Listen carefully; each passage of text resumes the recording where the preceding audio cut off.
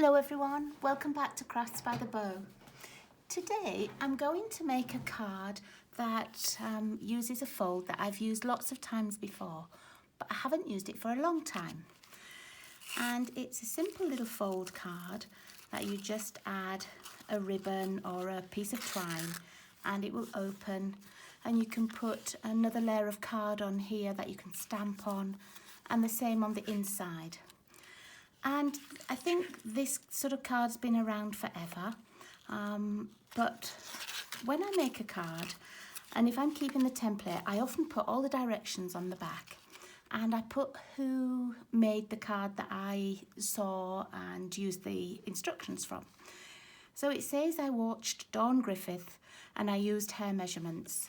So I'm going to give the shout out to Dawn for making it. It would have been quite a few years ago because this is quite old DSP. I think this is the Petals and Paisleys set, and when I first joined Stampin' Up, that was one of the first papers I bought. So that's the card, and I'm not quite sure exactly what it's called, but that's the card we're going to make today. And I'm going to update it, and I'm going to use the Peaceful Poppies set. So I'm going to use the dies that go with the painted poppies, and I'm going to use the paper from the poppies set and this little set that has the already pre-printed poppies and things in it. Now it is quite a quick card to make, and this one was made with the delightful tag topper, which is this one, and you could actually make it with some of the new tag toppers. Oh, this is the delightful tag topper. I've forgotten what that one's called. Sorry, ladies. And yeah, I can't just think what that one's called, but you could make it with this one. Probably everybody is shouting out to tell me what that's called, but it's just slipped my mind. So this is the card, and I'm making it with this gorgeous red. This is the Poppy Parade red, and it is one of my favourite reds. And all you need is just half a piece of card to make it. So I'm just going to chop this in half. And as usual, all the sizes and everything will be on my blog, so don't worry about writing anything down. Just hop on over to the blog, thecraftsbythebow.blogspot.com, and all the sizings are there. Now, we need to make the little tag shape on each side of the card, and the easiest way to do it is to put your card with the narrower side at the top and just line it up on your trimmer. And you can either get a pencil and draw in this line here, or you can just look and see where the 2 3/4 inch mark will be, and do it where the track is. And you only need a small mark because that's what we're going to use to line it up in the tag topper. Okay, we'll need that again in a moment, but for now I'm just going to get my punch, and then I'm going to put each end into the tag topper punch, and that little, let's pop this in, that little mark, I don't know if you can see it, it's here. I'm just going to line it up so it's exactly in the middle of this part of the scallop, and I'm just going to make sure it's pressed all the way down to the bottom of the punch, and then just punch it out. Okay, take it out carefully so that you don't tear these little edges off, and then do exactly the same at the other side. It can sometimes just take a little bit just to get it to feed into the punch. Make sure that you've got that little line exactly in half, and then carefully just wrangle it out. I remember when I was making these, I did see some people had used some of the thicker DSP, but at that time I didn't have any thicker DSP, so I made the one with the card and DSP on the top. but you could certainly use a thicker DSP. Okay, now what we need to do next is to cut these little edges off. And if you look at my old card, I've drawn the worst picture in the world here for how to do it, but there is an easier way than looking at that. So all you need to do is to line up in your trimmer these where this cut edge is, and we're going to cut these pieces off and we're going to score this piece. So I'm just going to line it up, and I'm just going to get my pencil again. Where you can see this little edge here, that's the bit that you need in the track, or you know, that's where you need to cut it to. If you've got a steady hand, you could cut that really nicely with long bladed scissors, but I don't really have a steady hand for that. Okay, now to cut, you just go slowly with your cutting blade, and as soon as you feel that little gap in the card, then you stop. And you can feel there, it was like a little click as it stops going through the card. Okay, so I'm just going to lift it up, put the cutting blade right down at the bottom, and do the same but go up. So I'm just going to cut there. As soon as you feel that little dip or that little gap in there. Then while that's there, I'm going to go with my scoring blade on here. Now, if you did want to use scissors, what you could do is score the whole way down and then cut on the score line with your scissors. That would probably make it easier and you would have a straighter line. Okay, just turning it round, doing exactly the same, making sure that where this little cut is here, that's in the track. Let's move these blades up to the top. I'm going to go down, stop when I feel that little depression. Do the same going up. Move that blade out of the way, and then I'm just going to do the score down there. Okay, and while I've got this out, I'm actually going to do my next score mark, and it's going to be at this side. So you line this up. Don't use the little scallop shape that you just made. This line here, you need to line that up, and I'm just lining it up at 4 1/4. Okay, and I'm going to score down, and that gives us the little fold over piece that we need. Okay, so that's all the tricky stuff done. Okay, I'm just going to fold that over, and this one that's on the back of the card, I'm just going to fold that over as well. You can go over it with your bone folder, and you see I've got a little bit sticking out there. I'm just going to cut that off. And any little edges that you've got, just trim them off. There we go. Let's get rid of those pieces because we don't need those anymore. Now, when I did make these cards, what I would do is put a piece of card here that we could stamp on, and I could do my sentiments, and the same on the front.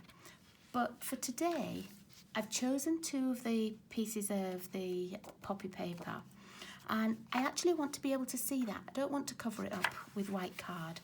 So I'm going to make it slightly different, and I'm going to have this piece on the inside, and I'm going to put a piece of white card on the inside as well, so that we can do our sentiment on there. You can do your writing on there, and that way you don't cover up this gorgeous paper.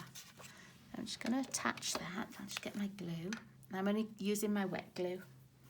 So, oh, that would be a pretty side as well, wouldn't it? That would look nice. But I'm going with that side. I'm actually going to do something that I've planned and not change my mind halfway through. Okay. It is quite a fast card to make. Once you've done that little bit with the punch, you know, then there's not a lot else you need to do. While I've got this open, I'm going to attach this little piece of Whisper White card. I'm not going to stamp on it today, but you could certainly stamp on if you wanted like an image on there or another sentiment or something. but today I don't want that. I'll show you later what I'm going to pop on there. Okay. And then I've got another little piece of DSP. Don't think it matters which way around it goes. And I'm just going to pop that on the front. And I chose this DSP because I wanted to use the Poppy Parade cardstock. And so I wanted something that had the Poppy Parade cardstock in. And I love this watercolour piece where it looks like it's been spritzed with water and everything. So I needed one of the papers that had this blue colour in. And these two go so nicely together anyway.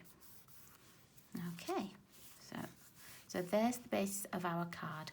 Now I can see that I've still got that little pencil line there, so I'm just going to rub it out.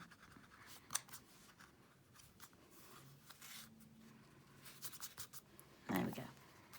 And let's just pop this away for a moment while we do some stamping. Now, what I want to do for my sentiment, I want a sentiment that goes lengthwise on here. I don't want one that goes across. So out of the painted label dies, I took the largest of these frames that make a really nice backing for our sentiments. And it's really nice for this piece. And that's great if it's going that way. But if you want it to go that way, none of the sentiments in the peaceful moments that go with the set actually worked out for me. I didn't want it to say thank you. I didn't want a happy birthday with a big gap at the bottom. I wanted something else. And what I decided I wanted was this one that said, "It's a beautiful day." So I'm just using the stamps from this Love What You Do set. But you use any stamp set you want. Have a look what you've got. It doesn't have to be from the matching set. Whatever you need, you know, you're likely to have lots and lots of sentiments in all of your other stamp sets. So don't be afraid just to look through and see what else you've got. I very nearly had this one that says, "I'm lucky to have a friend like you." But I actually wanted the beautiful day one, so that's the one I've gone for. And all I've got is a little piece of scrap Whisper White. It's got a little crease on at the bottom, but that doesn't matter because this actually fits and I don't have to have the crease. So all I'm going to do is I've got my stamp already mounted, and with just Memento ink, just going to stamp.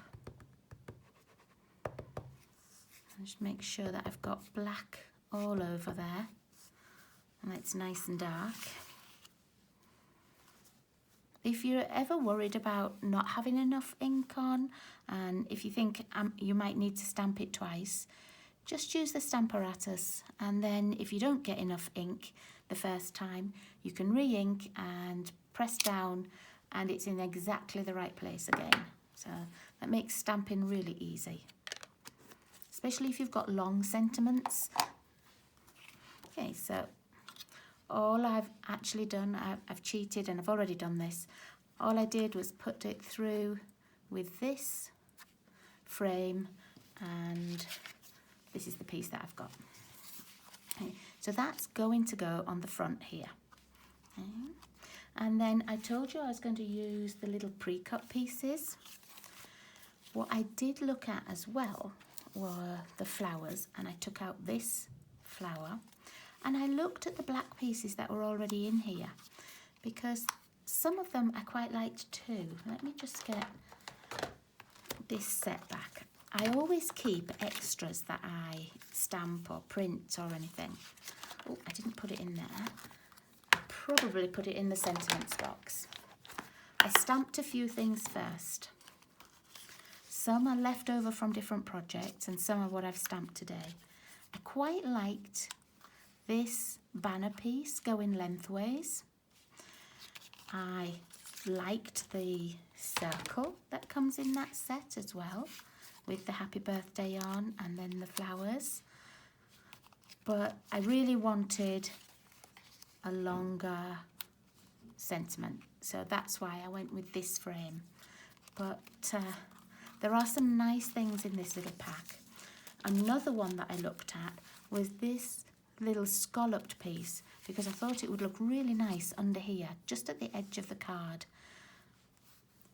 And when I was looking at using this, and it was a matching piece, that looked really nice. But because I ended up not using this, that's why I haven't got the scallop on either. Okay, so let's pop that happy birthday one back because I'm not using that and I don't want to get confused. So I'm going to use this one that says It's a Beautiful Day and the one pre-printed little poppy, and I'm going to attach the poppy to the card, but I'm only going to put glue at the bottom. Okay, and I want it just on a little angle like that, and then I'm going to pop this onto dimensionals just to make it stand out a little bit. I'm going to put just 3 or 4 on. Okay, well actually I'm going to put 5 on. Why not? And take the backings off.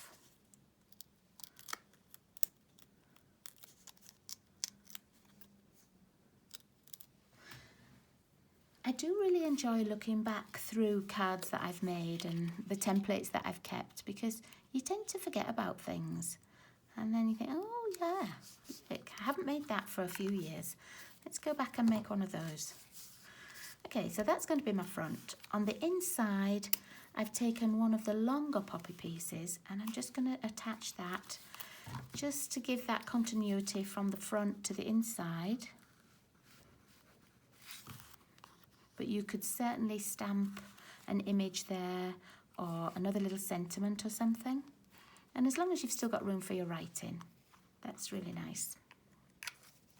And then I've got the seam binding ribbon that goes with this set. Let me see where I've hidden my scissors. There they are. Okay, now this is the most static ribbon in the world. So you just have to manhandle it a little bit. And it doesn't always want to do as it's told. Okay, let's put that over there.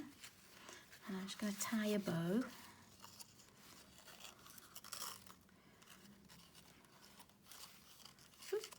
See what I mean? It sticks to you all the time. But it's so pretty. And something I do love doing with it is using my blends or my ink and colouring it so that it fits with any card and any colour. It's really very versatile ribbon, but it's just badly behaved because it's static. But it's maybe only me that has a problem with it. Maybe I'm a static kind of person and it just doesn't love me, but I do love how it looks. Okay, let's make those little sides the same. And that's not too bad. I just need to cut a tiny bit off. A tiny bit. That was a good guess. Okay. Now I am going to put just a little bit of bling on there. And let me see. Here we go. Here's the little sequins that go with it. If you don't have these, you could use the rhinestones or the pearls and colour them with a blend and get them just to stick on there as well. I think that would look really pretty. Now, I'm just going to get my pokey tool. I should really have my take a pick tool here, but it's actually downstairs because I had a class last week and I had my classes downstairs and I just forgot to bring it back up. So let's have a look. We've got the gold coloured ones. There are the black ones. Let's see. Yeah, you really need your take a pick for this, not just a pokey pin tool. Let's have a look. See how the black would be. No, they're just a bit too dark for this one. I think I'm just going to put the gold ones on. But there's gold flowers and there's just plain gold sequins. Have a look. I think I'm just going to go with the plain gold sequins. The red ones would look pretty too, though. Well, actually, they'd all look pretty because it is such a nice set. And now that I've been playing with that ribbon, everything's static on me. Okay, let's pop these on on a little glue dot just to make it easier. I think I'm going to pop one up here. And these glue dots are just the right size for the plain sequins. If you use them on some of the other sequins that are a bit smaller, just poke the edges in and just poke them under so that you can't see the glue.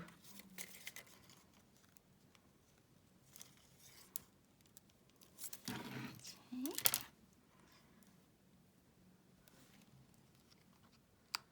There we go.